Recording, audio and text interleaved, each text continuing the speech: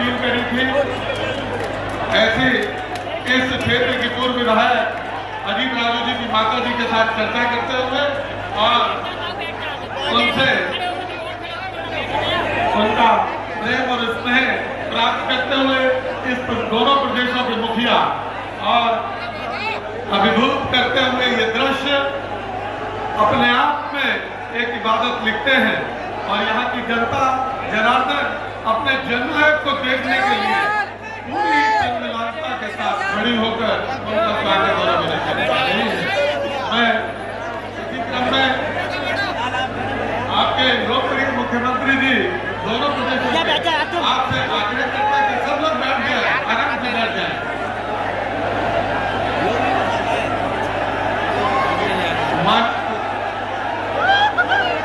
अच्छा मानिए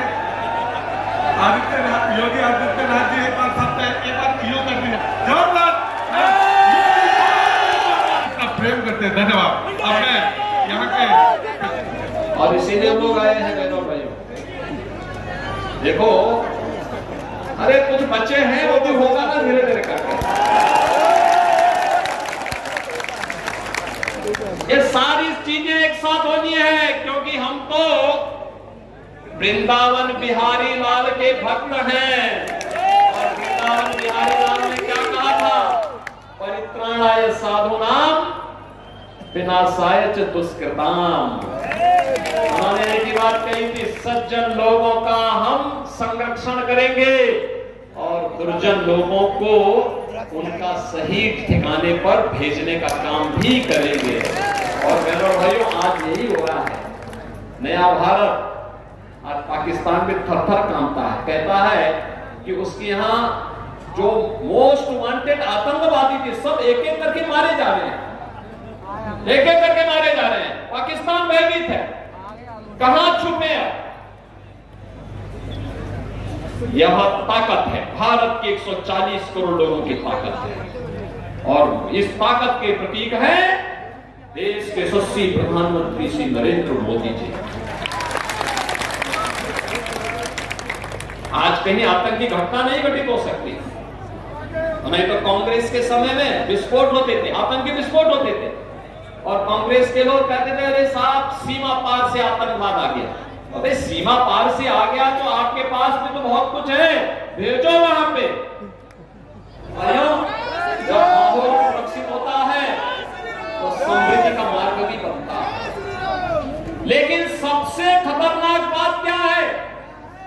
आपने आज के समाचार पत्रों को थोड़ा पढ़िए। राहुल गांधी के लिए पाकिस्तान समर्थन कर रहा है, यानी इंडी गठबंधन कांग्रेस और सपा को पाकिस्तान समर्थन कर रहा है। जिसको पाकिस्तान समर्थन करेगा क्या आप उसको समर्थन करेंगे क्या? और जो पाकिस्तान जिसको समर्थन कर रहा होगा क्या वो आपका हितैषी होगा क्या? क्या पाकिस्तान भारत का हितैषी है क्या? तो क्या आप उसको समर्थन करेंगे? और बहनों और भाइयों कितना खतरनाक बात इन्होंने कही है। अपने घोषणा पत्र में कांग्रेस और इंडी गठबंधन क्या कहता है? कहता है अल्पसंख्यकों की रुचि के अनुसार खान पान की स्वतंत्रता देंगे।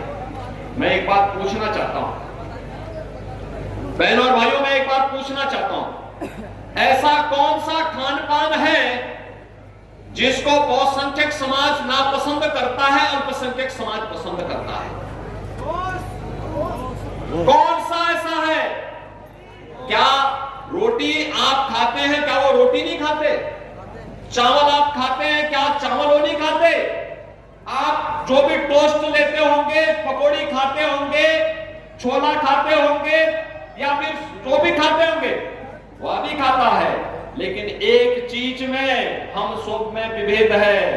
हम कहते हैं हम गौ माता को सभी देवताओं का वास मानते, उसकी पूजा करते हैं और शरारतन कुछ लोग गौ माता की हत्या करके गौ मांस खाते हैं। यही अंतर है। यानी कांग्रेस का घोषणा पत्र क्या बोल रहा है?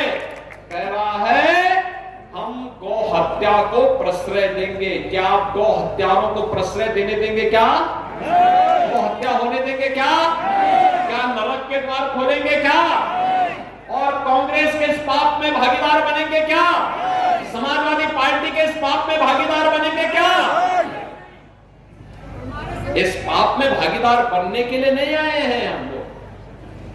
आपने देखा होगा 17 में हमारी सरकार बनी, मैंने पहला ऑर्डर पास किया, सबसे पहला ऑर्डर था, मैंने कहा था गौ माता की रक्षा होगी, हर हाल में रक्षा होगी, और हमने इल्लीगल स्लॉटर हाउसेस सब बंद करवा दिए।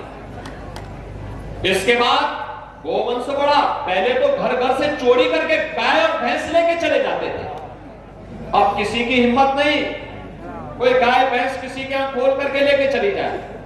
बहनों और भाइयों, अब हमने फिर व्यवस्था की, हम निराश्रित को आश्रय स्थल चलाएंगे। 11 लाख गोवंश इस समय सरकार उसका भरण पोषण कर रही है, और आने वाले समय में इसका विस्तार भी सरकार करने जा रही है। मैं आपको आश्वस्त करता हूं, कृष्ण कन्हैया के धाम में, उनके देश में, राम और कृष्ण के देश में गौ हत्या को हम कतई नहीं होने देंगे, कतई नहीं होने देंगे, और गौ हत्याओं को किसी भी दिशा में आपकी आस्था के साथ खिलवाड़ नहीं करने देंगे। और इसीलिए मैं आया हूं आपसे कहने के लिए कि बहनों और भाइयों, हमारे पूर्वज, हमारे संस्कार, हमारी संस्कृति गाय को तो मानती है, सर्वे देवा स्थिता देहे सर्वदेव मही ही गौ, यानी गौ, सभी देवी देवताओं को गौ माता में हम मानते हैं। और तब ये कांग्रेस के लोग, सपा के लोग क्या पाप करने जा रहे हैं? इनसे कुछ उम्मीद करते हैं क्या? ये सुरक्षा नहीं दे सकते, ये आपको सम्मान नहीं दे सकते, ये लोग देश के विकास नहीं करा सकते, ये भ्रष्टाचार को नियंत्रित नहीं करा सकते, अन्नदाता किसानों का सम्मान नहीं कर सकते, नौजवान को रोजगार नहीं दे सकते, आपकी आस्था का भी सम्मान नहीं कर सकते। और उल्टे आज क्या कह रहे हैं? कह रहे हैं कि पिछड़ी जाति को मिलने वाले 27% आरक्षण को अब ये काट करके मुसलमानों को देना चाहते हैं। क्या आपको स्वीकार है? क्या अपना हिस्सा उनको देंगे? क्या अनुसूचित जाति के लोगों के आरक्षण को भी अब काटने जा रहे हैं? क्योंकि कांग्रेस की यूपीए सरकार थी, जब सपा बसपा दोनों समर्थन कर रही थी, तब कांग्रेस ने उस समय रंगनाथ मिश्रा कमेटी की रिपोर्ट लाई थी, सच्चर कमेटी की रिपोर्ट भी लाई थी, और इन दोनों कमेटियों की रिपोर्ट में था कि पिछड़ी जाति के, अनुसूचित जाति जनजाति के हकों को मुसलमानों को दे देना चाहिए। क्या आपको स्वीकार है? क्या बाबा साहब भीमराव अंबेडकर ने धर्म के आधार पर आरक्षण का विरोध किया था? क्या होगा एक कांग्रेस और सपा के लोगों को? आज ये बाबा साहब भीमराव अंबेडकर का भी अपमान कर रहे हैं। और इसलिए बहनों और भाइयों, मोदी जी ने आश्वासन दिया है, पिछड़ी जाति और अनुसूचित जाति जनजाति के अधिकारों पर किसी को डकैती डालने की छूट नहीं दी जाएगी, और अगर कोई डकैती डालेगा तो भारतीय जनता पार्टी डट करके विरोध करेगी। और इसलिए बहनों और भाइयों, मैं आज आपके पास आया हूं। अब तो कांग्रेस के लोगों को बुलडोजर से भय लगने लगा, भय लग रहा है, उनको माफिया और अपराधी शरीफ लगते हैं। ये समाजवादी पार्टी के लोगों को तो आप देख रहे होंगे क्या कर रहे हैं। एक ही परिवार के सभी लोग, यानी कोई अजीत यादव नहीं मिला उनको, कोई नहीं मिला। एक कन्नौज से, एक मैनपुरी से, एक को बदायूं से, एक को फिरोजाबाद से, और एक को आजमगढ़ से, एक ही परिवार में। बाकी परिवार, बाकी इतनी बड़ी आबादी में से कोई दूसरा यादव मिला ही नहीं। तो परिवारवादी राजनीति को तो दिन गए। आप तैयार है ना इसको जवाब देने के लिए? तैयार है ना कि परिवारवादी राजनीति नहीं होगी? सहमत है ना? योग्यता के आधार पर लोगों को प्रतिनिधित्व मिलना चाहिए कि नहीं मिलना चाहिए? आप सोचो, अगर परिवारवादी राजनीति पर भाजपा विश्वास करती तो क्या मोदी जी का नेतृत्व देश को मिल पाता? क्या और मोदी जी का नेतृत्व नहीं मिलता तो क्या भारत इतनी प्रगति कर पाता? क्या आज तो भारत सुरक्षित है, समृद्ध है, आस्था का भी सम्मान है।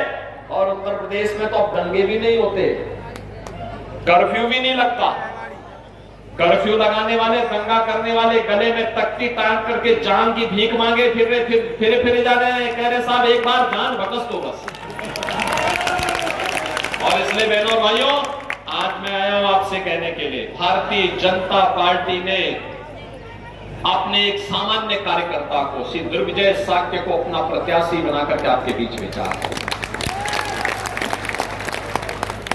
दुर्विजय साक्य को विजयी बना के भेजेंगे कुन्नौर से, भेजेंगे। हमने अजीत पाल राजू को जिम्मेदारी दी है कि कुन्नौर से चुनाव जिता करके भेजिए। आप सहमत हैं? अपने अपने बूथ को संभालेंगे।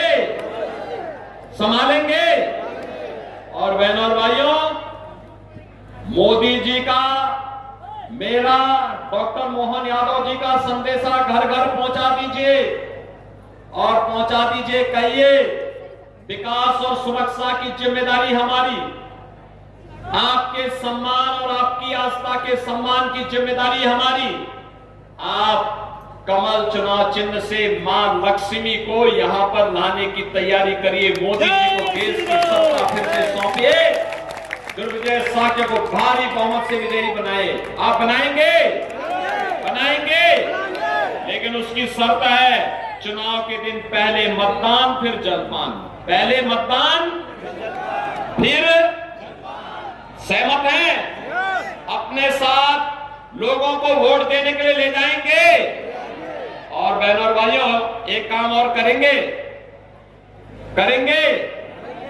और वह काम कि 10 बजे तक, सुबह 7 बजे से 10 बजे तक 50% वोट पड़ जाना चाहिए। पड़ेंगे? सहमत हैं? तो फिर कमल चुनाव चिन्ह के लिए मेरे साथ दोनों हाथ पा करके बोलेंगे, भारत माता की, भारत माता की, भारत माता की जय श्री राम, जय जय श्री राम। बहुत बहुत धन्यवाद। और मुख्यमंत्री जी, और मैं आभार के लिए